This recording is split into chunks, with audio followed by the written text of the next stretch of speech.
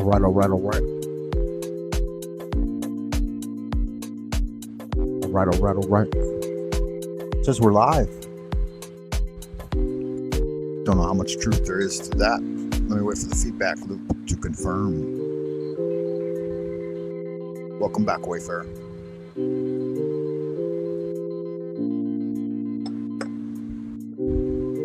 All right, good magic. We got it. We're in it once again, like Finnegan. We're here to win. So if you've got a yen to expand your kin, let's get zen. Right, all right, all right.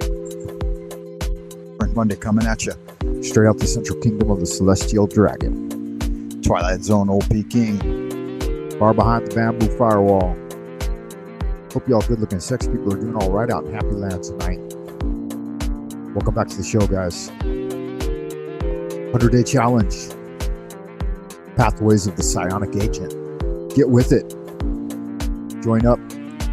You can check it out at buymeacoffee.com/Frank Monday. Got the full syllabus up there online and ready for you to follow along. I just posted the week 2 curriculum. Make sure you get in there and check it out, guys. And I hope you are doing well. Wherever you are, whoever you are, and whenever you may be receiving this transmission, welcome back, Wayfarer. In the ideas room today, we got free gift from God. Good to see you, man. Good looking out, motherfucker. Hope you're doing all right. We're gonna get into some thoughts on mind control through meditation. The nature of thoughts. So what's it all about anyway? The thinking mind, getting shit done, your mental load, right? Your mental load out. What have you got on your plate today?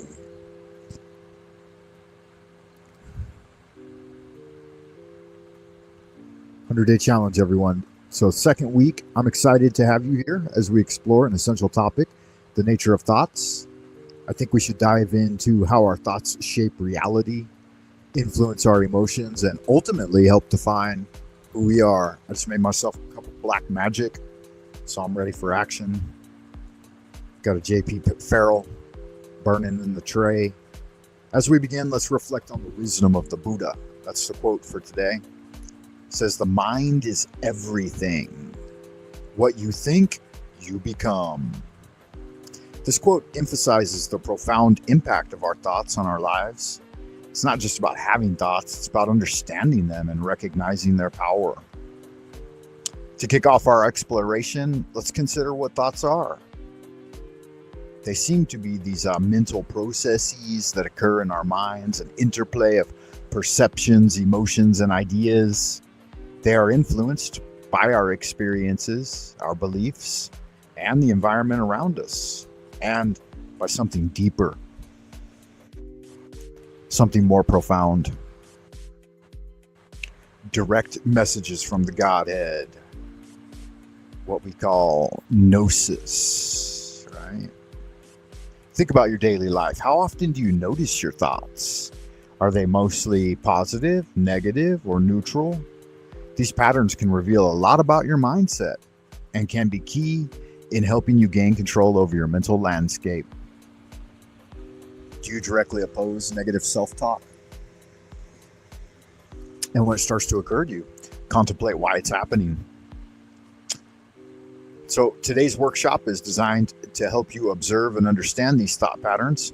Let's start by discussing various aspects of thought, and then we can move into an activity that'll help us journal our thoughts throughout the day and get greater command of them. So I posted it in the description box. You can check it out. I said the nature of thoughts and how to categorize them into several general types. Obviously, this is not a perfect list, right? I got 4 in there. Make sure you hit the like and subscribe, everyone. Let me double check, see if we're transmitting. I think we're looking good. Yeah, we're going to crack the matrix today. That's right. Free gift from God. We are cracking through the matrix. Yeah, so our transmission strength, I think, is looking A-okay. And the Grand Wizard of the Esoteric Order of Dagon is here, your friend and well-wisher, Frank Monday. Quick shout out to Frater Sal Smith for achieving Adeptus Exemptus in the Esoteric Order of Dagon. Big guns coming out there with Frater Sal Smith. Good to see that, amigo. I certainly do appreciate you putting the lead in my step, the lead in my pencil, the pep in my step, and the jelly in my donut, man. That's good magic right there. 100-day challenge. This is another one. Back again like Finnegan. If you've got a yin to expand your kin, then let's get zen, baby. You and me. Hit the likes, everyone. And let's go ahead and launch into today's show with the adoration of Abraxas. Holy art thou, Lord of the universe, the vast and the mighty one, creator of heaven and earth, maker of all things visible and invisible, master of both the light and the darkness, he who was, is, and shall be. We adore thee and we invoke thee. Send us one of your divine spiritual agents, our holy guardian angel, to protect and guide us through the innumerable snares of the earthly sphere, the matrix. Help us to crack through it by teaching us those secret things which we must know for the completion of the great work and the glory of thine ineffable name, Adonai. So it is commanded and confirmed. So mote it be. Amen. Holy art thou, Ra, in thy rising, even unto thee who art Ra in thy strength, who travellest over the heavens at the uprising of the sun. Tahuti standeth in his splendor at the prow, and Ra Horkoit abideth at the helm. Hail unto thee from the abodes of the night. Remember, O neophyte, goodness alone is power, silence is strength. Will regaineth omnipotence, and love lieth at the foundation. So in the category of the nature of thoughts, getting right back into the show here, we could categorize them into 4 broad categories. I mean, there are more, but obviously this is just a concise list to get us started. Number 1, automatic thoughts. These are quick, spontaneous thoughts that arise in response to a situation. They often reflect our beliefs and assumptions. For example, if you made a mistake, an automatic thought might be, oh, I'm always messing things up, right? Oh, like Homer Simpson, they try to program you to feel that way. So you can recalibrate some of these automatic thoughts and, push back against it a little bit, build those muscles of mind control. And so rather than think it's something like that, think, oh, what an interesting and fun experience in order to learn, right? Yeah, learning opportunity. Those are those automatic thoughts. You got to get good control of your automatic thoughts. That the automatic thoughts are the ones you want, the ones you put in your mind, not the ones that society, television, friends and family, not the ones that they put in your fucking head, but the ones that you put there. So we'll do a hypnotic induction later to get greater control of our automatic thoughts. Number 2 are categorized as cognitive distortions. These are irrational or exaggerated thought patterns that can lead to negative emotions and behaviors. Common distortions include false dichotomies like black and white thinking, straw man activity like overgeneralization, and then, jumping on bandwagons and catastrophizing. And recognizing these distortions is crucial for your mental clarity, and it's also crucial for your mental health and mental sanity. If you watch any kind of mainstream television or just the general focus of mainstream media is that everything's a fucking disaster. There's always a fire happening somewhere, always an earthquake happening somewhere. It's always the end of the goddamn world with these people, right? So they're intentionally, the world is out there. The endless human opinion is out there causing plenty of cognitive distortion. When you look at your day-to-day, all in all, everything's going good, man. There's a beautiful sun shining out there over the vast open sea level plain of the prime material earth sphere, right? Everything's looking good. Baby's birds are singing, grass is growing, right? In the summertime when the weather's fine, you got women on your mind. Have a drink, have a drive, Go out and see what we can find. If her daddy's rich, take her out for a meal. If her daddy's poor, you can do what you feel. In the summertime, you got women on your mind. Little Mungo Jerry in the summertime, good stuff, right? Get rid of all that cognitive distortion, man. Put on a good song that'll help put a little pep in your step, right? A little jelly in your donut. Ain't nothing wrong with that, motherfucker. Motherfucker knows what's up. When you're in the esoteric order of Dagon, you're probably in a gay mood all the time. Being really gay. Because gaiety is what it's all about, man. Don't be scared to be gay. Number 3 is mind chatter. So this category refers to the constant stream of thoughts we experience. The Buddhists and the Taoists both called it the monkey mind. It can be distracting and overwhelming, and understanding how to quiet this mind chatter can enhance your focus and relaxation. Yeah, so how can you get rid of the monkey mind? You don't have to. When you hit 40, it disappears. Suddenly, I don't know if this happens for everyone, but as a Taoist practitioner, when I hit 40 years old, man, towards the end of my 30s, it was real easy to get the mind under control. In my youth, there was absolutely no way to get dominance over the mind. Like as a teen and in my 20s, I fucking practiced meditation all goddamn day long and do everything I could, and the mind chatter was endless. Right? I think it's the molecular structure, all the little atoms and cells running around. They're all chatting and having a good time. You know, they're getting busy. So as you get a little older, man, the mud settles. Like if you imagine the mason jar filled with water and mud, and you shake it up, and it's hard to see through the water, right? But if you set it on the table and let that sediment settle down to the bottom, then the water becomes clear again. That just happens over time, man. Just hold on for the ride and wait for those moments of absolute clarity. So getting the monkey mind under control. Mind chatter, number 3. Number 4 is internal thoughts. Now, these are the real cognitive juice of the thing, right? The distillation, the quintessence of the God force. These are the thoughts we consciously choose to focus on and form. By practicing mindfulness and meditation, we can cultivate intentional thoughts that align with our goals and values.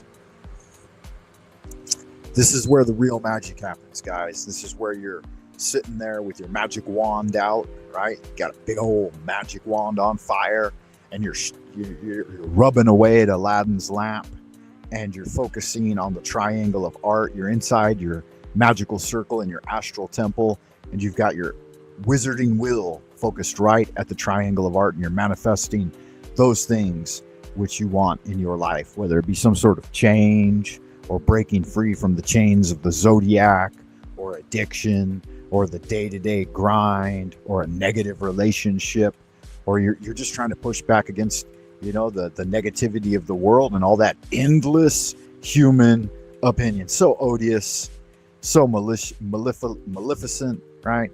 So malodorous, so noxious. You don't need to hear it, right? Just tell them to keep their mouth shut. And as we reflect on these types of thoughts, consider how they manifest in your own life, right? What about those automatic thoughts, and how often do you experience them, and what is the quality of them? Are they good, bad, or neutral? And do you find yourself engaging in cognitive distortions, right? Maybe even sometimes stepping beyond Euclidean space into alternate dimensions. That isn't necessarily a bad thing to occasionally do that, but you should do it with clarity, right? This is the first step in mastering your thoughts. It's awareness, becoming aware. So we got the 4 stages: awareness, recognition, knowledge and understanding, and then mastery and fluency. So if you've been here for any given length of time studying here at the Temple of the Esoteric Order of Dagon Eastern Star Division, then you know about these tools, right? The tools of the mind, the 8 great tools of the mind, and 4 levels of knowledge acquisition and self-mastery. All these things have been introduced to you, right? The 3 Dantian system, the infernal, terrestrial, and celestial Dantians. So next, I'd like to consider the impact of thoughts on emotion and behavior. Before we get into that, though, I got a little bit of a video I wanted to share with you guys today on dreaming. So let's kick off this video and see if we can do some commentary on it to make it a little more interesting. That way I can get a good sup on my black magic, and I'll be right here with you guys. I am your guide and well-wisher. Consciousness and is a continuum. It does not stop when we lose consciousness here. If we are not conscious here, we are conscious there, whatever there is. I don't pretend to say what that definition of there is, but we are there. So that means very simply, when you go to sleep here, you don't lose consciousness, you just shift along the spectrum of consciousness to another kind of wakefulness. You leave your body every single night and no one told you. Not your teachers, not your parents, not the people who claim to know how this world works. They told you sleep is just rest, a passive state, a biological reset. But what if that's not true? What if, when your eyes close, something ancient awakens? Something that slips from flesh and bone and drifts beyond time, beyond thought, into something so vast that your waking mind can't even hold it. Because deep down, you felt it. That lingering emotion after a dream. The impossible places that felt more real than the ground under your feet. The sense that you've been somewhere else, and maybe, just maybe, you have. This isn't some new age fantasy. It's not just dreams or imagination. There's evidence, history, and science quietly whispering the same thing. Consciousness doesn't sleep, it travels. There you go, right? Consciousness doesn't sleep, it travels. It goes beyond the prime material plane, the waking world, and into dreamland. And if you guys been here along for any part of the journey, you know that dream work, dream journaling, dream magic, the astral temple, path working, this is all a big part of entering into the Temple of Dagon. And the only question left is, where does it go? You've been taught to see sleep as shutdown, like flipping a switch. One moment you're awake, thinking, moving, reacting. The next, darkness, silence, the nothingness before another day begins. That's the lie, because while your body stills, something else accelerates. The brain doesn't turn off during sleep. It becomes highly active. In fact, some areas of your brain light up more during sleep than when you're awake. Yeah, so we call that part of the mind, right, in hypnosis, the other than conscious part of the mind, right? The subconscious, the unconscious, and the superconscious. So if you study with the esoteric order of Dagon, then you know about these in the Dantians, right? The celestial Dantian is the seat of the conscious attention, the guardian at the threshold, right? The crystal palace of the immortal. And then the terrestrial Dantian, your center Dantian, is the seat of the subconscious, the emotion, the ocean of emotion, all right? All of these energies that move about from the production of the organs, right? The 5 solid organs, the 6 hollow organs, the heart, lungs, liver, stomach, interacting and producing various states upon the mind. And then the seat of the unconscious is at the infernal Dantian, right? It's that unthinking, unknowing, dynamic sexual spark that just wants to create, right? That Kundalini dragon sleeping in the cave, deep down there at the base of the tree of life, right? Maybe even in the clip off a little bit, right? Yeah, good magic. But not the parts that govern logic, schedules, and order. Those go quiet. Instead, the visual cortex ignites. Emotional centers flare. The mind starts to move in ways it never could during the day. You're no longer just processing, you're experiencing. The question is, what exactly are you experiencing? In REM sleep, the stage where dreams are most vivid, your body enters paralysis. Muscles are switched off. You couldn't move even if you wanted to, but internally, everything is alive. It's as if nature is saying, you're not meant to move physically now, you're meant to move elsewhere. Where is this elsewhere? Is it just fantasy? Just the random firing of neurons? That's what we've been told. But the more you look, the less sense that explanation makes. Yeah, and who tells us all of this, right? Who tells us that dream world is a fantasy world? Well, it's the mainstream media. It's your everyday prosaic scientific materialism. They're the ones perpetrating this deception as if they know, right? These folks don't even know where the seat of consciousness comes from. Nobody does. It's the mystery within the mystery. And then they pontificate all day long about what they think it is. And remember, it's what they think it is. That malodorous, maleficent, noxious, stinky human opinion. Why would evolution design a nightly experience filled with emotion, narrative, symbolism, and entire realities, just for it to mean nothing? And here's where things get strange. Brain scans show the sleeping mind behaves almost identically to the mind under the influence of powerful psychedelics.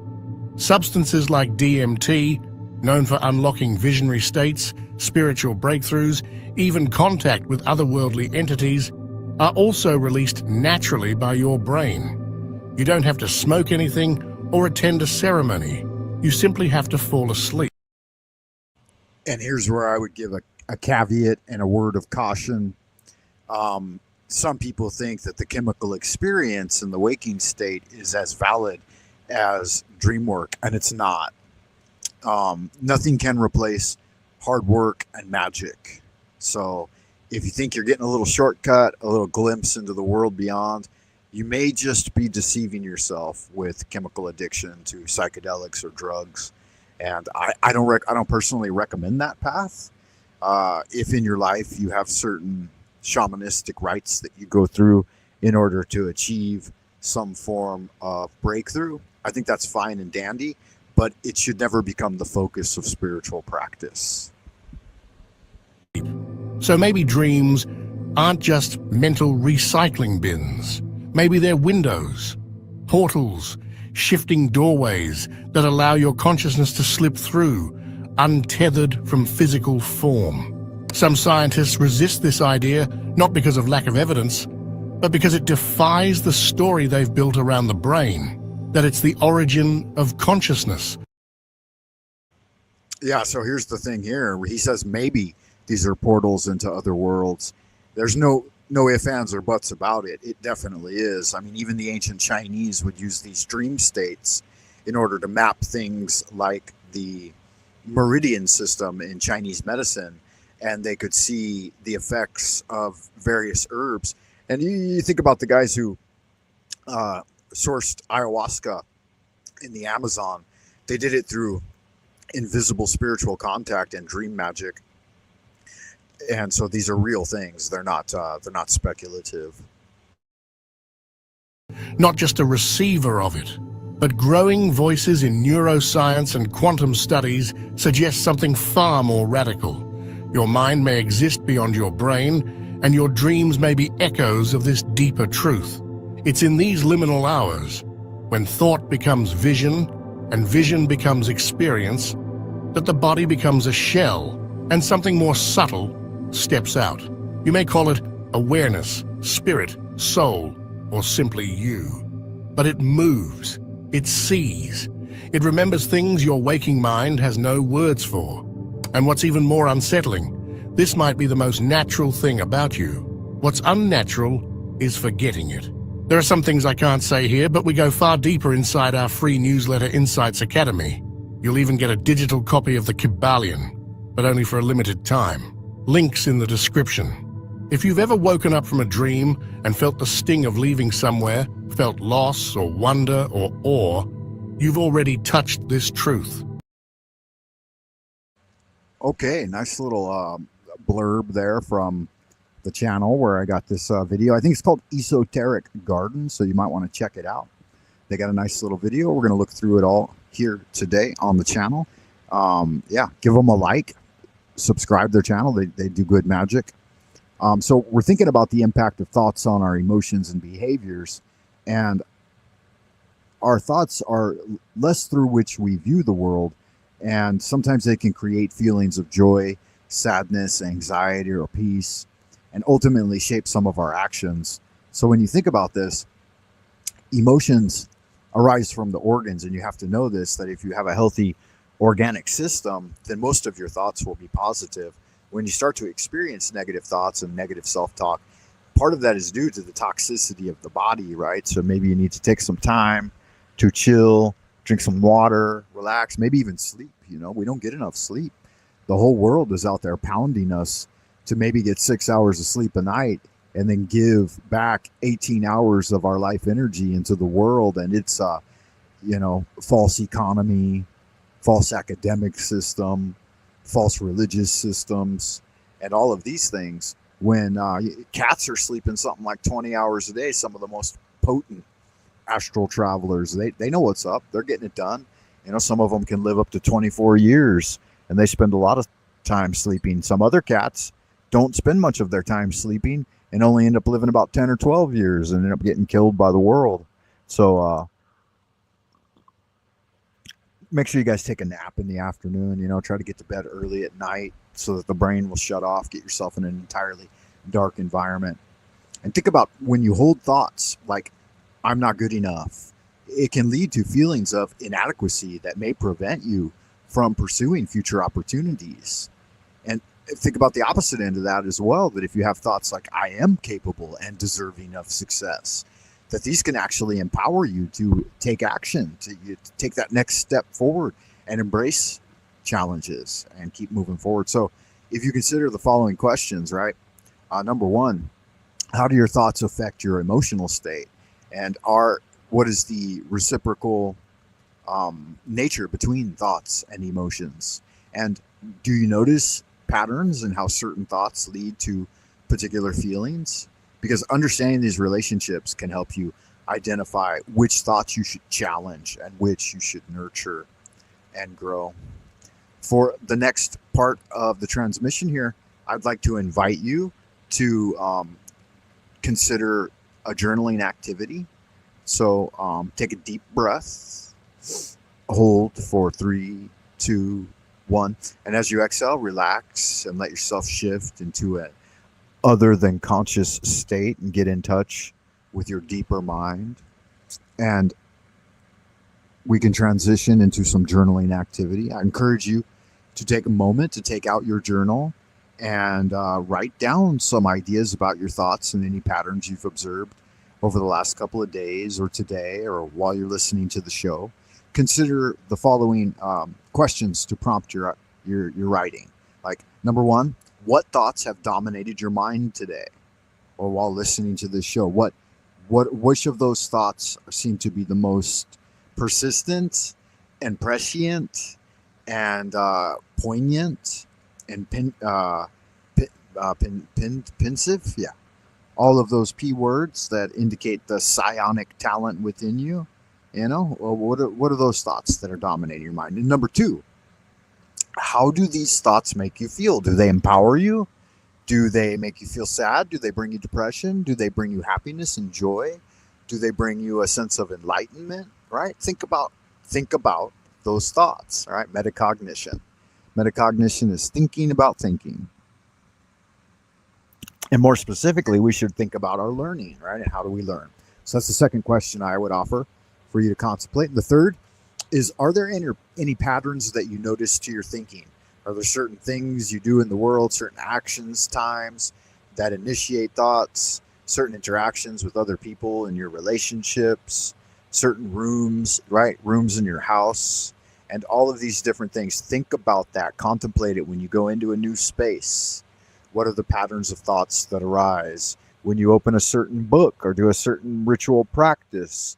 What are the patterns of thoughts that arise? All right, when you interact with certain individuals, are there certain thoughts that are persistent around them? When you go about your day-to-day work life, what's going on there? So I'll go ahead and I'll pop these questions for your consideration in the ideas room in case you want to contemplate them further. I think they should work okay. Let's see here. Yeah, it looks pretty good. Formatting's not perfect, but think about the thoughts that dominate your mind, how those thoughts make you feel, and what patterns are arising as you go about your day. Yeah, good magic right there. Good stuff, guys. Let's enjoy a little more of this video while you take this opportunity to journal a little about today's 3 questions. Something in you already knows this world is just one layer. It's the one we're trained to take seriously because it's measurable, physical. But consciousness doesn't care about that. It doesn't need buildings, clocks, or language.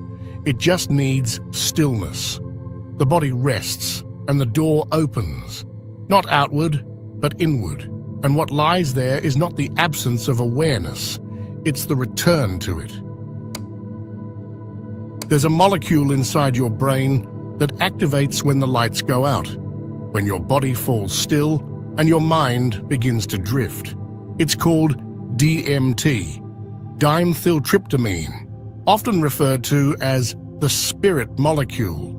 It's one of the most powerful psychedelics known to man. When ingested synthetically, it launches people into visions so vivid, so otherworldly, that many return claiming they visited entirely different realms, met entities, and experienced time in ways that defy logic. Yeah, good magic there. So I would give a caveat that that's not necessarily the way to get it done. But in internal alchemy and Taoism, we call this the crystal palace in the mind. And the reason for that is because the pineal gland, where the seat of DMT is emitted from in total darkness and absolute darkness, is the seat of the soul, right? And that's the how to say it. It's like that storehouse of that power, and you can access it naturally through deep breathing and meditation and path working. And you should go about it that way. You shouldn't go about it just by, there is no magic elixir that's going to end all, save all, except for the magic elixir that your own physical being creates and is within you by nature of induction of the Holy Spirit, right? So I think you should go about it through natural means rather than through seeking out external chemical elixirs and tonics and that type of thing. But that's just my own personal opinion, and it's just as noxious and odious as anybody else's. So you do you. But here's the part almost no one talks about. Your body creates this chemical naturally, and it surges during sleep. The pineal gland, long called the seat of the soul by mystics and spiritual traditions, it also surges during deep meditation with natural rhythmic breathing. You might want to take a moment to find yourself in a comfortable position, right? And close your eyes, take a deep breath in, hold it for 3, 2, 1, let it out, relax. You can use some of the techniques that we learned in week 1 of Way of the Psionic Agent, an eye fixation point, right? A breathing pattern like the 4-fold breath, bodily control, of course, right? Keeping yourself upright, poised and natural, and then that natural rhythmic breathing. And you can unlock that magic elixir, what in Taoism we call spirit wine. Produces small amounts of DMT, especially during REM sleep. This isn't speculation. It's been verified by researchers. But what's less clear is why. Why would the brain generate a substance capable of transporting consciousness into hyper-real states, complete with architecture, communication, and emotion during the time it's supposed to be resting? The answer might be this: because sleep isn't rest, it's travel. When DMT floods the brain at night, it doesn't just create dreams. It opens the gateway. Those surreal visions, those landscapes that seem more alive than anything you've touched in waking life, they may not be dreams at all. They might be experiences, states of being, places your consciousness goes when unburdened by the body. Think about it. When you dream, you're not just watching, you're inside it. You feel, move, react. You experience entire lifetimes in moments, and you often wake up with a feeling that refuses to fade. That's not random, that's the resonance. Psychedelic researchers have found eerie overlaps between people who take DMT and those who describe intense dream experiences or out-of-body phenomena. There you go. Intense dream experiences, and out of body phenomena. So the key is getting past the guardian at the gate so that you can access lucid dreaming and astral travel and start to learn how to do it through meditation as well. So as you go ahead and you journal today, I'd like you to consider reflecting on the importance of awareness in this process, in recognizing your thoughts as the first step towards mastering them. And that the more you observe, the more you can understand how your thoughts influence your emotions and actions. So we've got that as the origin, the seat of action is the mind. And so you've got your thoughts and then what you say, right? So your words and then your actions. These are the three primary things within the area of direct control. At the celestial Dantian at the top, the thoughts appear. Then as they move down into the gate of Daath and manifest through the terrestrial Dantian, you speak, right? Abracadabra. And then as this energy returns to the paucism state, right? Volantia, decreeism, and paucism, then you're able to move and take action within the world. So to deepen this understanding, I would like to transition into a state of relaxation and focus. And I think that this will help you integrate today's insights and prepare for all the practices ahead. So now, if you would, go ahead and find and only if you're in a safe space, right? Find a comfortable position, allowing your body to settle into a state of ease. You may choose to close your eyes if you feel comfortable doing so. Go ahead and take a deep breath in, hold briefly, and then exhaling slowly and relax. With each breath, feel yourself becoming more relaxed, more at peace. And any sounds around you or sensations that might otherwise be considered disturbances, just remind yourself that they can help you to relax even more. If there's something that you need to attend to, then you may need to do that. But if it's not something that you need to attend directly to, a horn outside, creaking or shifting in the house, the wind through the trees, then just let it relax and deepen your state of well-being. As you breathe in, imagine drawing in calmness and clarity. And as you breathe out, release any tension or distractions that may be around you. Let them drift away like clouds floating across the sky. And as your awareness brightens like a full bright moon on a dark night, illuminating polychromatic clouds in the sky, I'd like you to visualize a warm, gentle light surrounding. It could be warming or cooling. It's up to you, whichever you choose. But it's a gentle light surrounding your entire being, your energy egg, your aura. The light represents your awareness, illuminating your thoughts and providing clarity. With each inhalation, feel this light expanding, wrapping around your mind, calming it. And with each exhalation, let go of any lingering doubts or worries, any negative self-talk, any odious human opinion, right? They're like dark smoke being pushed away by the vibrant, bright energy of your mind. Focus your attention on your thoughts, if you would, and picture them as leaves floating in a gentle stream, or as little puffy clouds floating by on a gentle spring sky. Observe them as they pass by. Some are light and joyful, floating quickly, rapidly spinning, right? While others may feel heavy and dark, weighted back with dank, dark energy. And the truth could be true for either, whatever you're visualizing. Allow yourself to acknowledge each thought without judgment, just observing their shape, shape and color and movement across the mind and across the internal visualization process.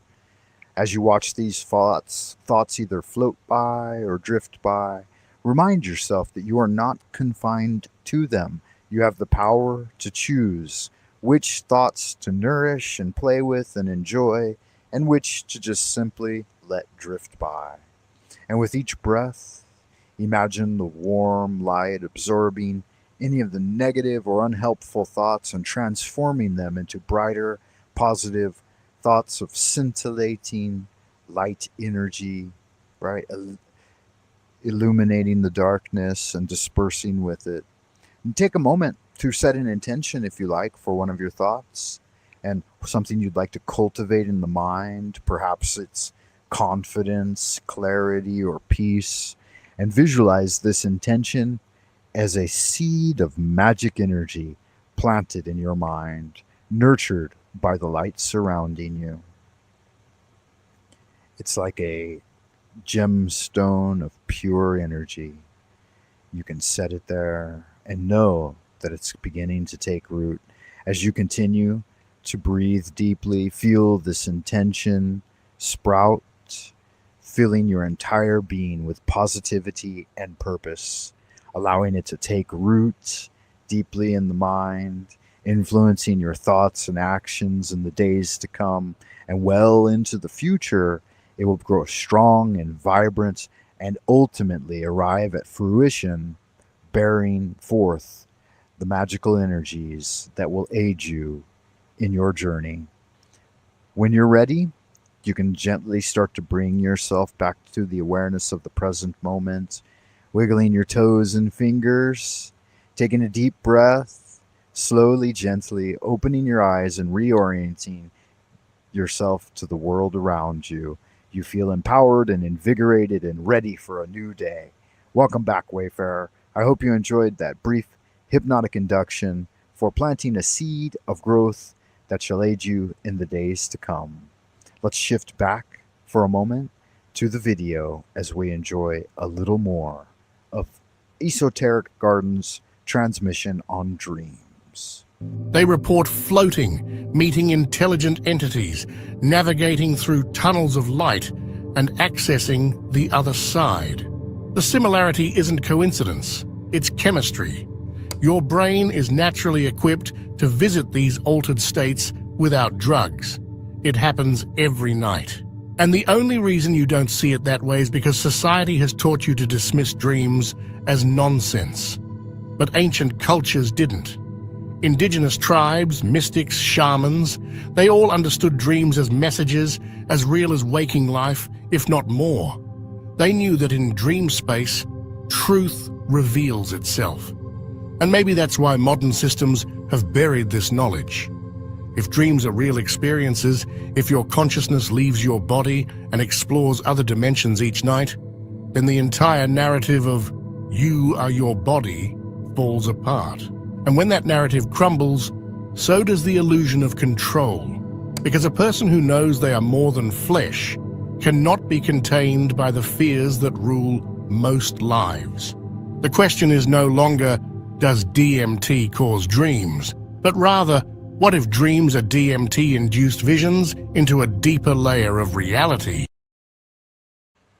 And what if the DMT of the pineal gland, right, the crystal palace of the mind, is just a little boost, a little drip of the elixir to help you break through the mundane reality, right? Wasn't it the grand prophet of our aeon who once quipped, let's see here, no new horror can be more terrible than the daily torture of the commonplace. Yeah.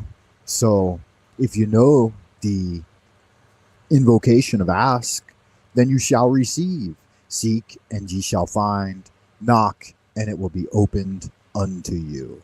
As the Grand Wizard of the Esoteric Order of Dagon, guys, your friend and well-wisher, Frank Monday, I want to take this opportunity to give a sincere thank you to Frater Sal Smith for achieving Adeptus Exemptus of the Esoteric Order of Dagon.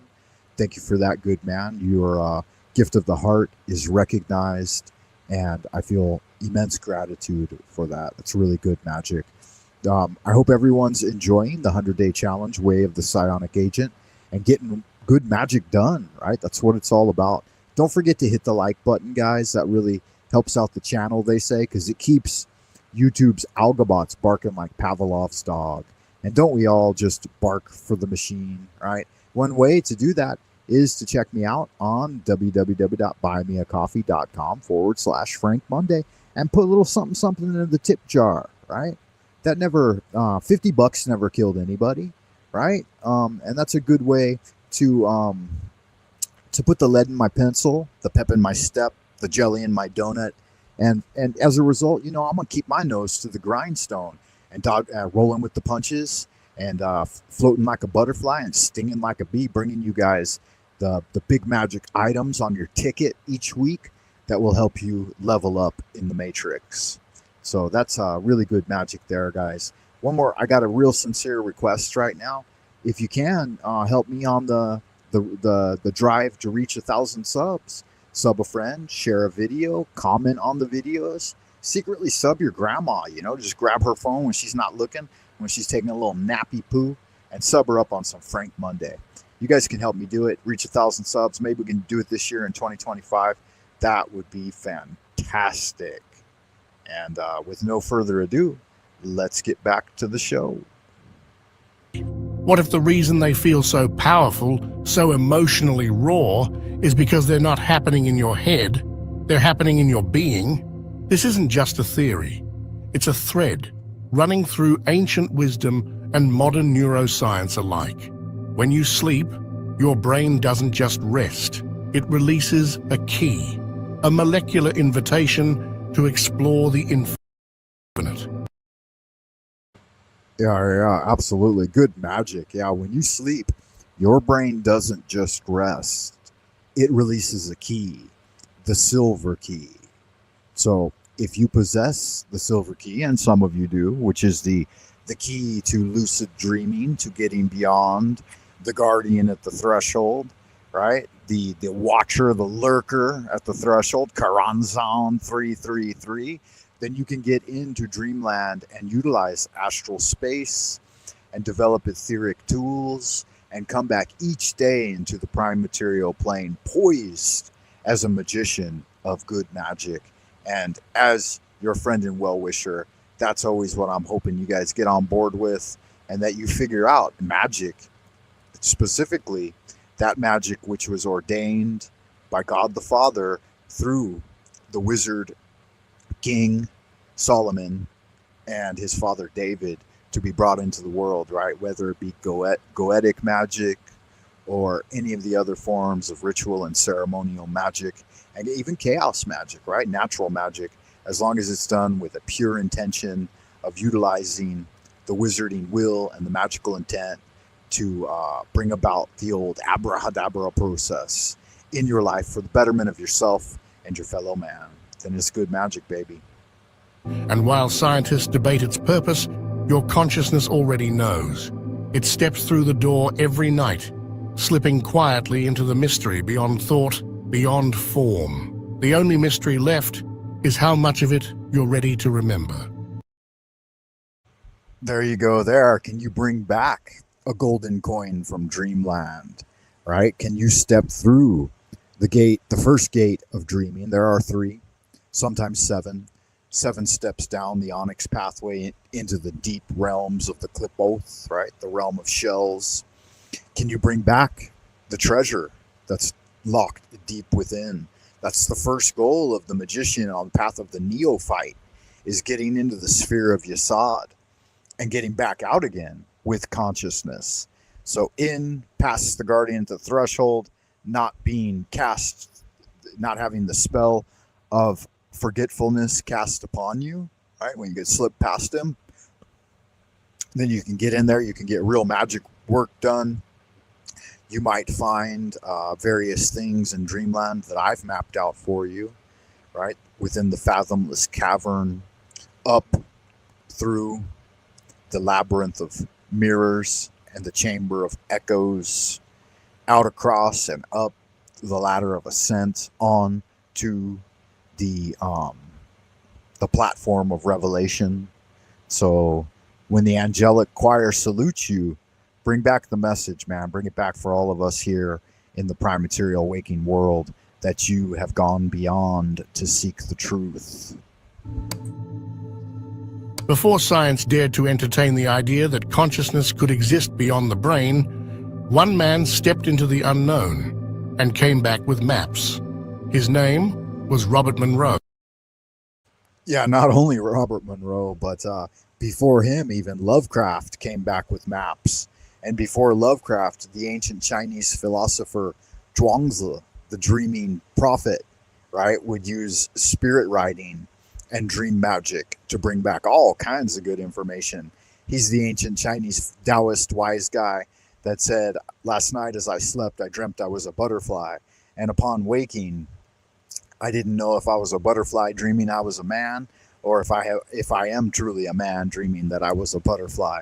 It's a little bit longer than that, but it's up to you to do your individual research to see what all these old dreaming magicians were up to. Edgar Cayce was also a dreaming magician. And yours truly, Grand Wizard of the Esoteric Order of Dagon, Frank Monday, he too is a dreaming magician. So walk with me in dreamland, everyone. In the 1950s, Monroe wasn't a mystic or a guru. He was a successful businessman, a logical thinker, deeply grounded in the material world. But then, something happened that shattered his understanding of reality. He began to leave his body. Not metaphorically, literally. Night after night, Monroe found himself hovering above his physical form, moving through walls, observing his sleeping body from the outside. At first, he thought he was losing his mind, but the experiences were too vivid, too consistent, too real to be dismissed. So he did what most people wouldn't. He studied it. He documented everything, every shift in perception, every technique that triggered the experience, every location he traveled to while untethered from the body.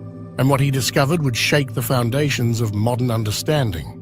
Monroe realized he wasn't alone. Others were doing it too, some spontaneously, some through ancient practices. And all of them were describing similar experiences, a conscious separation from the physical body. That's right, man. That's good magic right there. And so I do believe that he started something called the Monroe Institute. Is that right? And you can find out a lot more about the good dream magic that he did over there.